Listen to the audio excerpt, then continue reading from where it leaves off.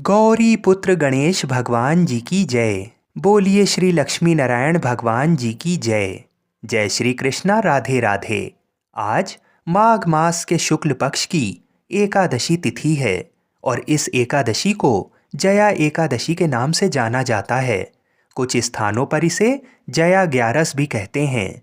पद्म पुराण के अनुसार स्वयं भगवान श्री कृष्ण जी ने युधिष्ठिर को जया एकादशी का महत्व बताते हुए कहा था कि प्राणी के इस जन्म एवं पूर्व जन्म के समस्त पापों का नाश करने वाली जया एकादशी उत्तम तिथि है। जो मनुष्य जया एकादशी का व्रत रखता है और इसकी कथा को सुनता है वह कभी प्रेत योनि में नहीं जाता है तथा उसके पूर्वजों को नीच योनि से मुक्ति मिलती है और उसकी सभी मनोकामनाएं पूर्ण होती हैं तथा घर में सुख समृद्धि, धन संपत्ति और खुशहाली आती है। तो आज मैं आपको सुना रहा हूँ जया एकादशी की बड़ी ही दुर्लभ कथा। इन कथाओं को सुनने से मनुष्यों के सभी पाप और संकट कट जाते हैं तथा समस्त मनोकामनाओं की पूर्ति होती है। तो आप लोग बड़ी ही श्रद्धा और प्रसन्नचित मन से इन कथाओं को पूरा अवश्य सुनिएगा। तो आइए भगवान श्री लक्ष्मी नारायण जी के चरणों का ध्यान करते हुए इस कथा को सुनते हैं। एक बार अर्जुन ने भगवान श्री कृष्ण जी से कहा, हे भगवान, अब कृपा कर आप मुझे माघ माह के शुक्ल पक्ष की एकादशी के संबंध में भी विस्तार पूर्वक बताइए। शुक्ल पक्ष की एकादशी में किस देवता का पूजन करना चाहिए तथा इस एकादशी के व्रत की क्या कथा है, उसको करने से किस फल की प्राप्ति होती है। तब भगवान श्री कृष्ण जी ने कहा, हे अर्जुन, माघ माह के शुक्ल पक्ष की एकादशी को जया एकादशी कहते हैं। इस एकादशी के उपवास से मनुष्य भूत प्रेत पिशाच आदि की योनि से छूट जाता है। अतः इस एकादशी के उपवास को विधि अनुसार करना चाहिए। अब मैं तुमसे जया एकादशी के व्रत की कथा कहता हूँ, ध्यान पूर्वक श्रवण करो। एक बार देवताओं के राजा इंद्र नंदन वन में भ्रमण कर रहे थे। चारों तरफ किसी उत्सव सा माहौल था। गंधर्व गा रहे थे और गंधर्व कन्याएं नृत्य कर रही थीं। वहीं पुष्पवती नामक गंधर्व कन्या ने माल्यवान नामक गंधर्व को देखा और उस पर आसक्त होकर अपने हाव भाव से उसे रिझाने का प्रयास करने लगी। माल्यवान भी उस गंधर्व कन्या पर आसक्त होकर अपने गायन का सुर ताल भूल गया।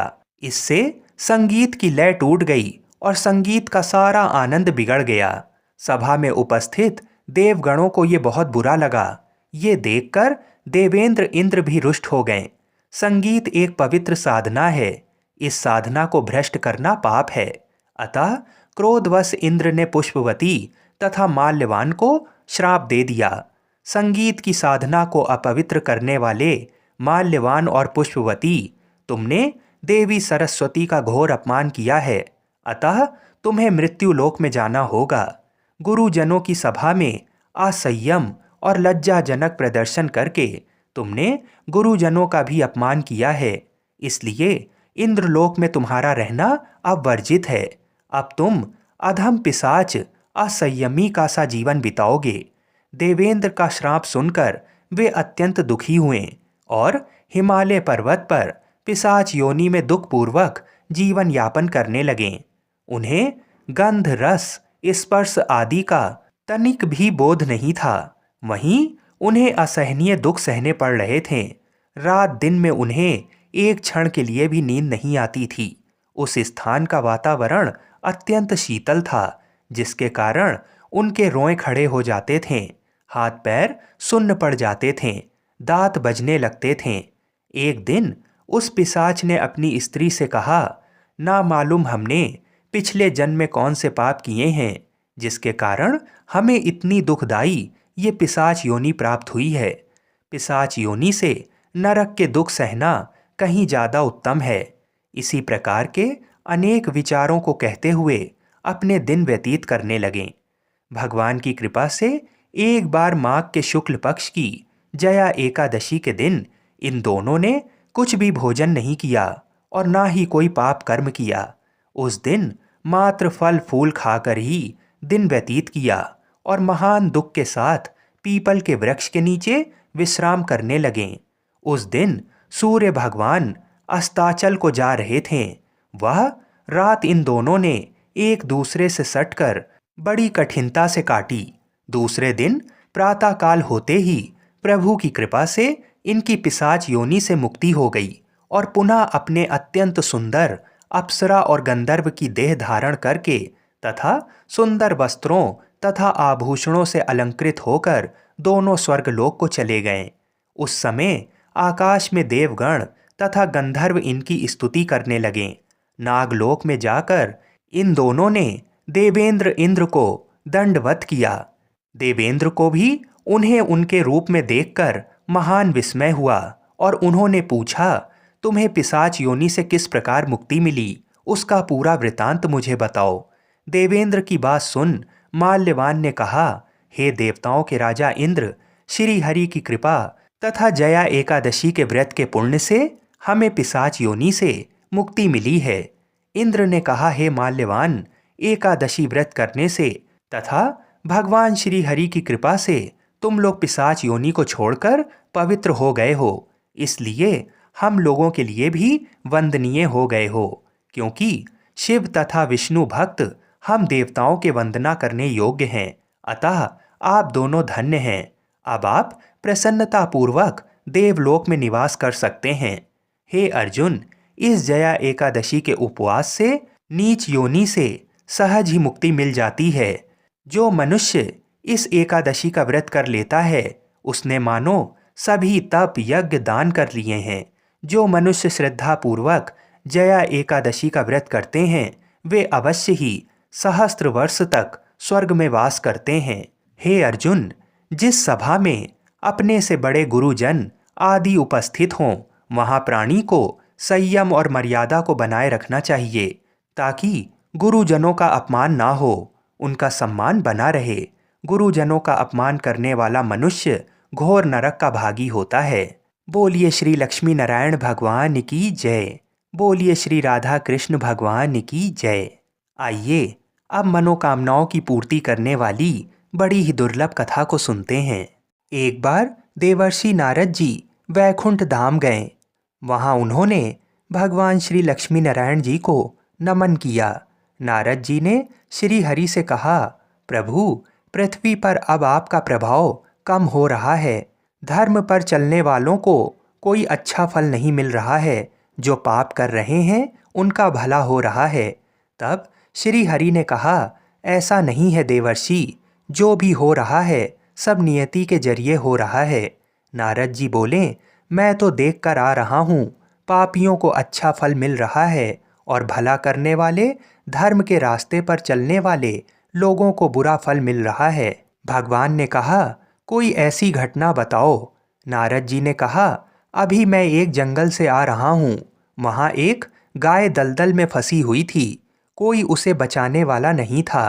तभी एक चोर उधर से गुजरा। गाय को फंसा हुआ देखकर वह नहीं रुका। वह उस पर पैर रखकर दलदल लांघकर निकल गया। आगे जाकर चोर को सोने की मोहरों से भरी एक थैली मिली। थोड़ी देर बाद वहाँ से एक वृद्ध साधु गुजरा। उसने उस गाय को बचाने की पूरी कोशिश की। पूरे शरीर का जोर लगाकर उस गाय को बचा लिया, लेकिन मैंने देखा कि गाय को दलदल से निकालने के बाद वह साधु आगे गया तो एक गड्ढे में गिर गया और उसे चोट लग गई। प्रभु, बताइए ये कौन सा न्याय है। नारद जी की बात सुन लेने के बाद प्रभु बोले, ये सही ही हुआ है। जो चोर गाय पर पैर रखकर भाग गया था उसकी किस्मत में तो एक खजाना था, लेकिन उसके इस पाप के कारण उसे केवल कुछ मोहरें ही मिलीं। वहीं उस साधु को गड्ढे में इसलिए गिरना पड़ा क्योंकि उसके भाग्य में मृत्यु लिखी थी, लेकिन गाय को बचाने के कारण उसके पुण्य बढ़ गए और उसकी मृत्यु एक छोटी सी चोट में बदल गई। इंसान के कर्म से उसका भाग्य तय होता है, इसलिए अच्छे कर्म करना कभी भी नहीं छोड़ना चाहिए। ये सुनकर नारद जी बहुत प्रसन्न हुए और भगवान श्री लक्ष्मी नारायण जी की जय जयकार करते हुए वैकुंठ से चल दिए। बोलिए श्री लक्ष्मी नारायण भगवान की जय। आइए अब बड़े ही प्रेम से एकादशी माता की कथा को सुनते हैं। इस कथा को सुनने से ही एकादशी का व्रत पूर्ण माना जाता है। एक बूढ़ी माँ ने एक बार एकादशी का व्रत रखा। बड़ा ही भाव भक्ति से पूजा अर्चना की। उन्हें वृद्धावस्था में क्या बाधा थी, वे तो अपने पुत्र पौत्रों की सुख सुविधा के लिए व्रत रखने लगी थीं। वे दिन भर तो जरा कठोर मन करके अपनी प्यास को रोके रहीं। दिन में पूजा पाठ किया, कथा सुनी और पंडित जी को मिट्टी के पात्र में भरकर पानी और ऋतुफल दान में दिए। दोना भर भर के बूरा शक्कर वितरण किया। उन्हें गर्मी के कारण बहुत बेचैनी हो रही थी। इस कारण से बड़ी देर तक पानी में पड़ी रहीं और पानी के कुल्ला करती रहीं। मुंह धोती रहीं, तब कहीं थोड़ा बहुत धैर्य बंध पाया। धूप तो तेज पड़ ही रही थी, इस कारण बार बार मुंह सूख रहा था। बूढ़ी माँ बहुत बेचैन हो रही थीं। एक बुढ़ापा और दूसरा ये भयंकर गर्मी। वृद्धावस्था की स्थिति तो कुछ दूसरी ही प्रकार की होती है। जैसे जैसे रो धो के दिन कट पाया, अब पहाड़ सी रात सामने थी। उसका कटना बड़ा ही कठिन दिखाई दे रहा था। खटिया पर पड़े शांति नहीं मिल रही थी। वे बार बार करवट बदल रही थीं। अनेक बार वे बाहर जातीं और भीतर आतीं। उन्हें घर के अंदर शांति नहीं थी। वे पड़ी पड़ी एकादशी माता का स्मरण करती रहीं। वे कहती रहीं कि हे माता जी, आप मेरी लाज रखिएगा। आप ही मुझे शक्ति दे दीजिएगा, जिससे मैं भली भांति आपका व्रत कर सकूं और ये पहाड़ सी रात शांतिपूर्वक व्यतीत हो सके। प्यास के कारण बूढ़ी माँ की बेचैनी तो बढ़ ही रही थी। उन्होंने धैर्य रखने का बहुत प्रयास किया, किंतु सहनशीलता की सीमा टूट गई और वे घबरा कर एकदम चिल्ला पड़ीं। बोलीं कि बचाओ बचाओ। अम्मा का चिल्लाना सुनकर परिवार भर के नर नारी, बच्चे और पड़ोसी एकत्रित होकर बूढ़ी अम्मा की खटिया के समीप पहुंच गए। सबने पूछा कि अम्मा जी, आपको क्या हुआ? आप क्यों चिल्ला रही हैं? आप इस वृद्धावस्था में ये कठिन व्रत क्यों कर रही हैं? अम्मा जी, शक्ति से ही भक्ति होती है। थोड़ी ही देर में वे फिर से बोलीं कि अरे, हमारे तो प्राण ही निकले जा रहे हैं। मेरी छाती पर ठंडे पानी का घड़ा रख दीजिए। नातियों ने दादी की छाती पर ठंडे पानी का पात्र रख दिया। तब कहीं उन्हें थोड़ा बहुत आराम मिला और थोड़ी देर के लिए उन्होंने अपनी आंखें बंद कर लीं। एकादशी माता ने सोचा कि ये बूढ़ी अम्मा हैं तो बहुत कठोर, जरा जाकर उसकी परीक्षा लेना चाहिए। वे आधी रात को मुर्गा बनकर टेर लगाने लगीं। मुर्गा की आवाज़ सुनकर दादी जल्दी से उठीं और बाहर जाकर आसमान की ओर देखा, किंतु आसमान में कहीं उन्हें प्रातःकालीन तारा दिखाई नहीं दिया। वे सोचने लगीं कि ये मुर्गा क्यों और कैसे बोल गया। उन्हें प्यास तो लगी रही थी। थोड़ा बहुत उनका मन भी विचलित होने लगा था, किंतु अंत में उन्होंने दृढ़ निश्चय किया कि मैं अब व्रत को पूर्ण करके ही छोड़ूंगी, चाहे भले ही मेरे प्राण निकल जाएं। ये सोचकर फिर वे खटिया पर शिथिल होकर लेट गईं। थोड़ी ही देर में एकादशी माता ने उनकी फिर से परीक्षा लेनी चाहिए। एक छोटी सी बालिका एक गिलास में शरबत लेकर उनके सिरहाने खड़ी हो गई और जोर से बोली कि दादी जी, सवेरा हो गया है, आप हाथ मुंह धोकर शरबत पी लीजिए। पहले तो शरबत का गिलास देखकर उनका मन ललचाने लगा, किंतु अचानक व्रत का स्मरण हो आया और उन्होंने सोचा कि मैं किसी भी प्रकार से अभी शरबत नहीं पी सकती हूँ, और वे शांतिपूर्वक अपनी खटिया पर लेट गईं। फिर थोड़ी ही देर में उन्हें ऐसा लगा जैसे किसी ने उन्हें पानी के कुएं में पटक दिया हो। वे बड़ी देर तक उस कुएं में हाथ पांव चलाती रहीं, किंतु उन्होंने अपने मुंह में पानी की एक बूंद भी नहीं जाने दी और वे दृढ़तापूर्वक अपना व्रत पालती रहीं। थोड़ी ही देर में ना जाने कहाँ से सामने आग जलने लगी, जिससे भारी गर्मी बढ़ने लगी। प्यास के कारण प्राण निकलने लगे, किंतु बूढ़ी अम्मा का कुछ भी नहीं बिगाड़ पाया। वे जहाँ की तहाँ मुस्कुराती हुई सी बैठी रहीं।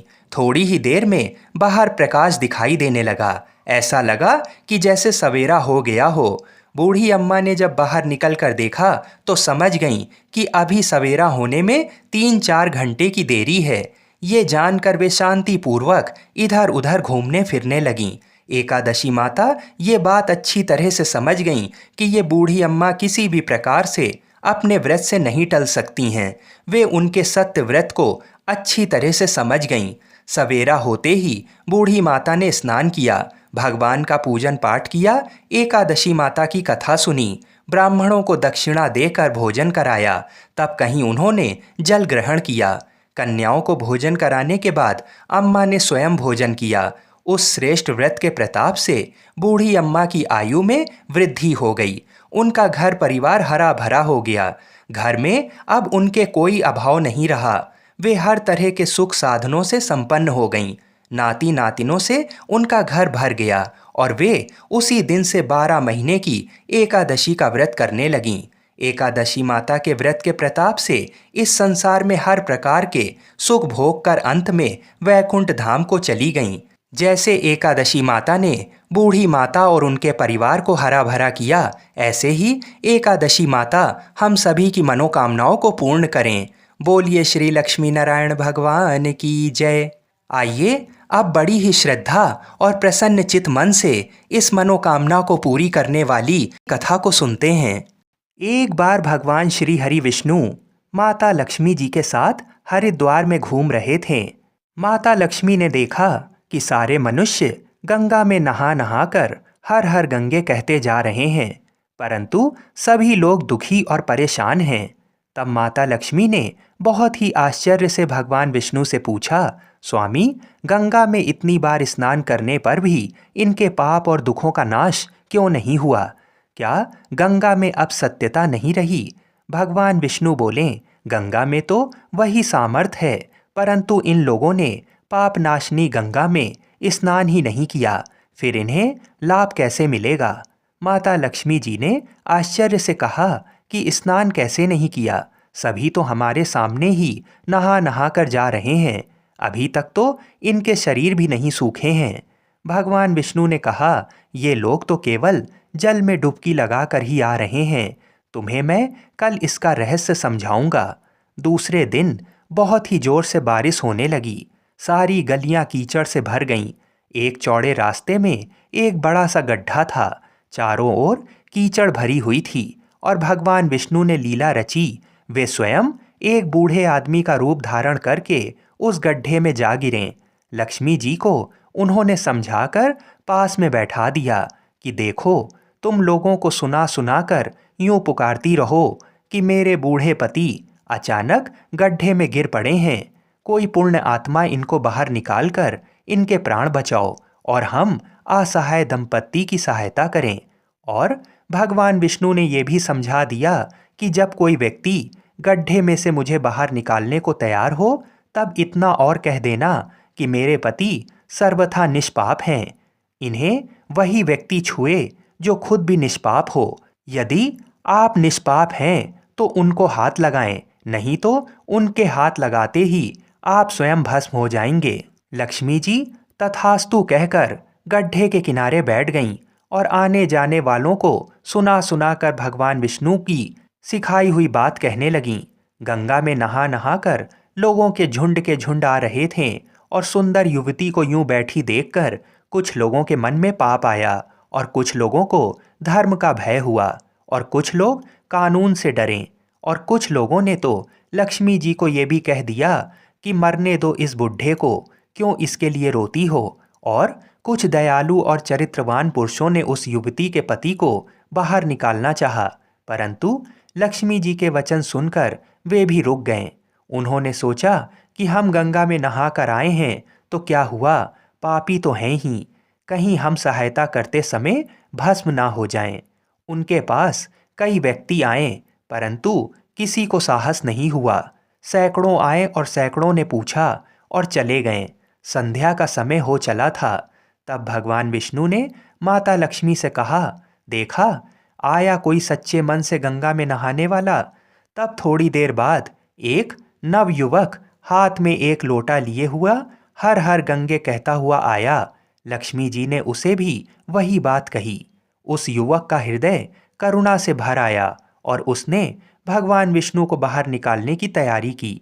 लक्ष्मी जी ने उसे रोक कर कहा कि भाई, यदि तुम सर्वथा निष्पाप नहीं हो तो मेरे पति को छूते ही तुम भस्म हो जाओगे। उसने उस समय बिना किसी संकोच किए लक्ष्मी जी से कहा, माता, मेरे निष्पाप होने से तुम्हें संदेह क्यों हो रहा है? देखती नहीं, मैं अभी गंगा नहाकर आया हूँ। भला गंगा में नहाने के बाद भी क्या पाप रहते हैं? मैं अभी तुम्हारे पति को बाहर निकालता हूँ। युवक ने लपक कर उस बूढ़े आदमी को ऊपर उठा लिया। भगवान विष्णु और माता लक्ष्मी ने उसे अधिकारी समझकर अपने असली रूप में प्रकट होकर दर्शन देकर निहाल कर दिया। भगवान विष्णु ने माता लक्ष्मी से कहा कि इतने सारे लोगों में से केवल इस एक आदमी ने ही गंगा में स्नान किया है। इस दृष्टांत के अनुसार जो लोग बिना श्रद्धा और विश्वास के केवल दंभ के लिए गंगा स्नान करते हैं, उन्हें वास्तविक फल प्राप्त नहीं होता। परंतु इसका ये मतलब नहीं कि गंगा स्नान व्यर्थ हो जाता है। गंगा स्नान का बहुत पुण्य भी है। गंगा आज भी उतनी ही सामर्थ्यवान है। बोलिए लक्ष्मी नारायण भगवान की जय। आइए तुलसी माता की कथा को सुनते हैं। एक कथा के अनुसार एक कुटुंब में ननद तथा भाभी साथ रहती थीं। ननद का विवाह अभी नहीं हुआ था। वह तुलसी के पौधे की बहुत सेवा करती थी, लेकिन उसकी भाभी को ये सब बिल्कुल भी पसंद नहीं था। जब कभी उसकी भाभी को अत्यधिक क्रोध आता, तब वह उसे ताना देते हुए कहती कि जब तुम्हारा विवाह होगा तो मैं तुलसी ही बारातियों को खाने को दूंगी और तुम्हारे दहेज में भी तुलसी ही दूंगी। कुछ समय बीत जाने पर ननद का विवाह पक्का हुआ। विवाह के दिन भाभी ने अपनी कथनी के अनुसार बारातियों के सामने तुलसी का गमला फोड़ दिया और खाने के लिए कहा। तुलसी की कृपा से वह फूटा हुआ गमला अनेकों स्वादिष्ट पकवानों में बदल गया। भाभी ने गहनों के नाम पर तुलसी की मंजरी से बने गहने पहना दिए। वह भी सुंदर सोने जवाहरात में बदल गए। भाभी ने वस्त्रों के स्थान पर तुलसी का जनेऊ रख दिया। वह रेशमी तथा सुंदर वस्त्रों में बदल गया। नंद की ससुराल में उसके दहेज की बहुत प्रशंसा की गई। ये बात भाभी के कानों तक भी पहुंची। उसे बड़ा ही आश्चर्य हुआ। उसे अब तुलसी माता की पूजा का महत्व समझ आया। भाभी की एक लड़की थी। वह अपनी लड़की से कहने लगी कि तुम भी तुलसी की सेवा किया करो, तुम्हें भी बुआ की तरह फल मिलेगा। वह जबरदस्ती अपनी बेटी से सेवा करने को कहती, लेकिन लड़की का मन तुलसी सेवा में नहीं लगता था। लड़की के बड़े होने पर उसके विवाह का समय आता है। तब भाभी सोचती है कि जैसा व्यवहार मैंने अपनी नंद के साथ किया था, वैसा ही मैं अपनी लड़की के साथ भी करती हूँ, तो ये भी गहनों से लद जाएगी और बारातियों को खाने में पकवान मिलेंगे। ससुराल में इसे भी बहुत इज्जत मिलेगी। ये सोचकर वह बारातियों के सामने तुलसी का गमला फोड़ देती है, लेकिन इस बार गमले की मिट्टी मिट्टी ही रहती है। मंजरी तथा पत्ते भी अपने रूप में ही रहते हैं। जनेऊ भी अपना रूप नहीं बदलता। सभी लोगों तथा बारातियों द्वारा भाभी की बुराई की जाती है। लड़की के ससुराल वाले भी लड़की की बुराई करते हैं। भाभी कभी ननद को नहीं बुलाती थी। भाई ने सोचा, मैं बहन से मिलकर आता हूँ। उसने अपनी पत्नी से कहा और कुछ उपहार बहन के पास ले जाने की बात कही। भाभी ने थैले में ज्वार भर कर कहा कि और कुछ नहीं है, तुम यही ले जाओ। वह दुखी मन से बहन के पास चल दिया। वह सोचता रहा कि कोई भाई अपनी बहन के घर ज्वार कैसे ले जा सकता है। ये सोचकर वह एक गौशाला के पास रुका और ज्वार का थैला गाय के सामने पलट दिया। तभी गाय पालने वाले ने कहा कि आप गाय के सामने हीरे मोती तथा सोना क्यों डाल रहे हो? ये देखकर भाई को बड़ा ही आश्चर्य हुआ और उसने सभी हीरे मोती तथा सोना वापस अपने थैले में रख लिया। भाई ने सारी बात अपनी बहन को बताई और बड़ी खुशी खुशी उसने सारे हीरे मोती और जेवर अपनी बहन को दिए। दोनों भाई बहन एक दूसरे को देखकर अत्यंत प्रसन्न हुए।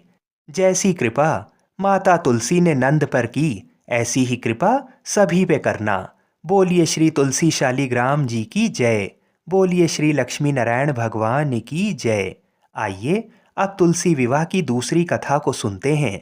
इस कथा को पूरा सुनने से सभी मनोकामनाएं पूर्ण हो जाती हैं।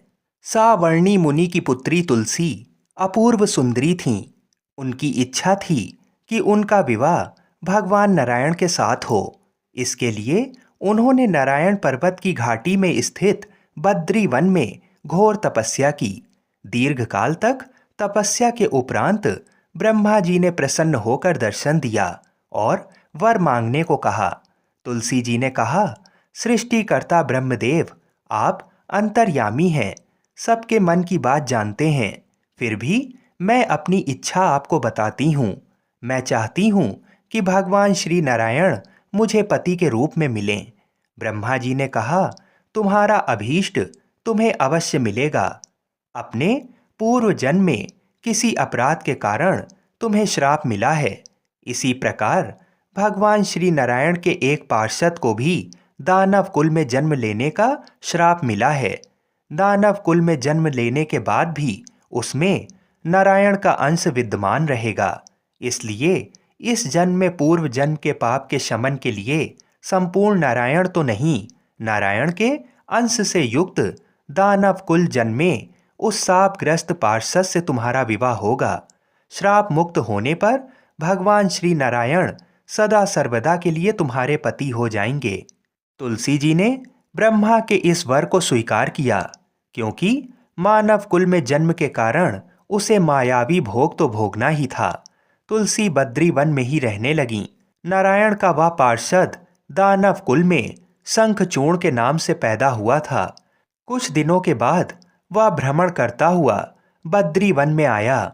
यहाँ तुलसी को देखते ही वह उस पर मुग्ध हो गया। तुलसी जी के सामने उसने अपने साथ विवाह करने का प्रस्ताव रखा। इतने में ही वहां ब्रह्मा जी आ गए और तुलसी से कहा, तुलसी, शंखचूर्ण को देखो, कैसा देवोपम इसका स्वरूप है। दानव कुल में जन्म लेने के बाद भी लगता है जैसे इसके शरीर में नारायण का वास हो। तुम प्रस्ताव को साहर्ष स्वीकार कर लो। तुलसी को भी लगा कि उसकी तपस्या पूर्ण हुई, उसे इच्छित फल मिला है। शंखचूर्ण के साथ उसका गंधर्व विवाह हो गया और वह शंखचूर्ण के साथ उसके महल में पत्नी बनकर आ गई। शंखचूर्ण ने अपनी परम सुंदरी सती साध्वी पत्नी तुलसी के साथ बहुत दिनों तक राज्य किया। उसने अपने राज्य का इतना विस्तार किया कि देवलोक तक उसके अधिकार में आ गया। स्वर्ग का सुख भोगने वाले देवताओं की दशा भिखारियों जैसी हो गई। शंखचूर्ण किसी को कष्ट नहीं देता था, पर अधिकार और राज्य छिन जाने से सारे देवता मिलकर ब्रह्मा, विष्णु और शिव जी की सभा में गए तथा अपनी विपत्ति सुनाई। ब्रह्मा जी ने कहा, तुलसी परम साध्वी है, उसका विवाह शंखचूर्ण से मैंने ही कराया था। शंखचूर्ण को तब तक नहीं हराया या मारा जा सकता जब तक तुलसी को ना छला जाए। विष्णु जी ने कहा, शंखचूर्ण पूर्व जन्म में मेरा पार्षद था। श्राप के कारण उसे दैत्य कुल में जन्म लेना पड़ा। इस जन्म में भी मेरा अंश उसमें व्याप्त है। साथ ही तुलसी के पतिव्रत धर्म से वह अजय है। फिर देवताओं की सहमति से भगवान शिव ने शंखचूर्ण के पास संदेश भेजा कि या तो वह देवताओं का राज्य लौटा दे या फिर उनसे युद्ध करे। शंखचूर्ण भगवान शिव के पास पहुंचा।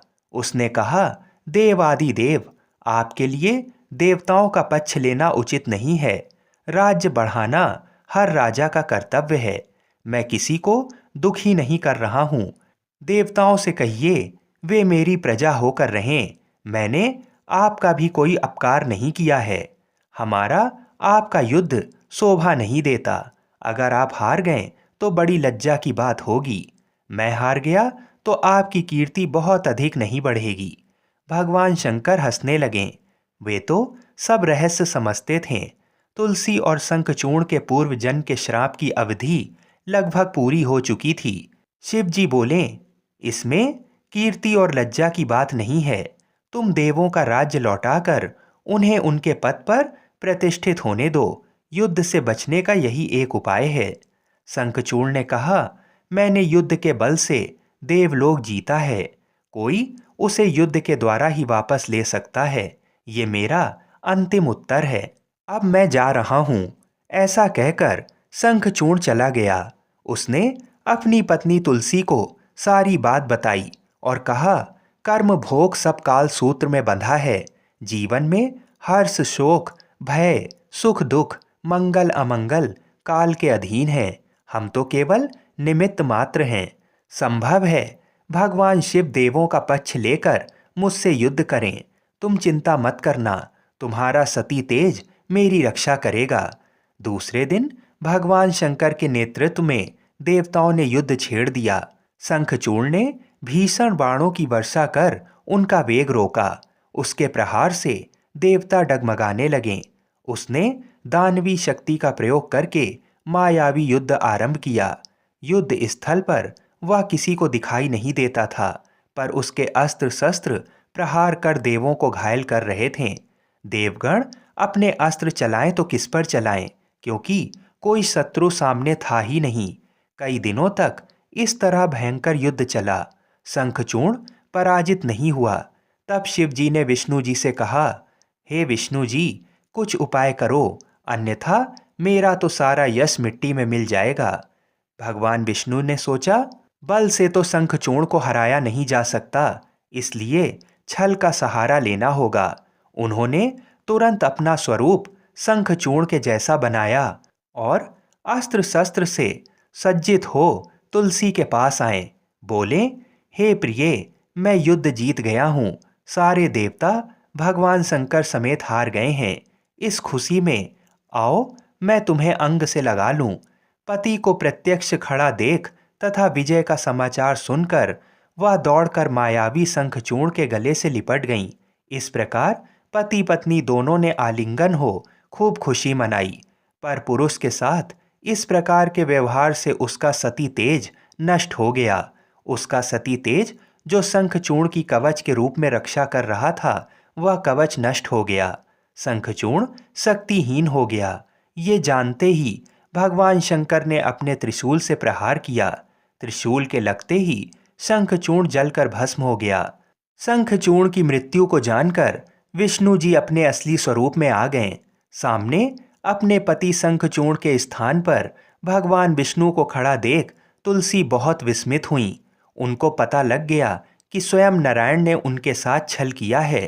क्रोध में आकर तुलसी जी ने भगवान विष्णु को श्राप दिया कि एक सती स्त्री का सतीत्व भंग करने के अपराध में तुम हृदयहीन पत्थर हो जाओ। विष्णु ने तुलसी के श्राप को सिरोधार्य कर कहा, देवी, तुम्हारे तथा शंखचूर्ण के कल्याण के लिए मुझे ऐसा करना पड़ा। तुम दोनों को श्राप मुक्त करना था। तुम भी अब शरीर त्याग कर तुलसी बिरवा के रूप में जन्म लोगी और मेरी पूजा तुलसी दल से होगी। मैं शालीग्राम पत्थर बनूंगा। मेरे शीश पर तुम आदर से विराजमान होगी। तुम्हारे पति की हड्डियों के चूर्ण से शंख की उत्पत्ति होगी। उस शंख ध्वनि से देवताओं तथा मेरी पूजा आराधना हुआ करेगी। जहाँ शंख ध्वनि होगी वहाँ मंगल में मैं विराजमान रहूंगा। तुमने पूर्व जन्म में बद्री वन में मुझे पाने के लिए बड़ी तपस्या की थी। अब अगले जन्म में मैं नारायण प्रस्तर के रूप में बद्रीनाथ वन में स्थापित होऊंगा और मेरी पूजा अर्चना फल फूल से ना होकर तुम्हारे तुलसी दल से होगी। मेरे शीश पर विराजमान होकर तुम मुझसे भी ऊंचा पद प्राप्त करोगी। बोलिए श्री तुलसी शालीग्राम भगवान की जय। बोलिए श्री बद्रीनाथ भगवान की जय।